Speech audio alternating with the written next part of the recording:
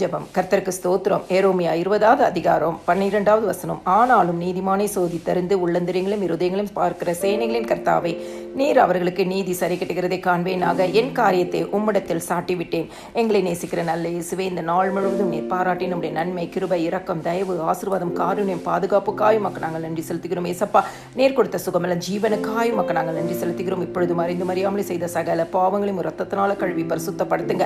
அதிகாலை எழும்பி பாடி மகிமைப்படுத்தி வேத வசனத்தை தியானிக்க எங்களுக்கு கிருபை கொடுங்க. காலை தோறும் உடைய கிருபைகள் புதியவைகளாக இருக்கிறதே, புதிய கிருபையில் எங்களை கரம் பிடித்து நடத்துங்கப்பா.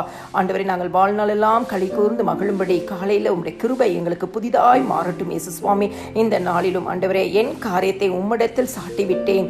ஆண்டவரே, இந்த எரேமியா தீர்க்கதரிசியில் நாங்கள் படிக்கிறது போல ஆண்டவரை, ஜெபிக்கிற குடும்பங்கள் என்னென்ன காரியங்களை உம்மிடத்தில் சாட்டி இருக்கிறார்களோ, கர்த்தர் அவர்களுக்கு வேண்டிய ஆண்டவரே நியாயத்தையும் நீதியும் ஆசீர்வாதத்தையும் கனத்தையும் கொடுத்து ஆசீர்வதிங்க. ஆமென்.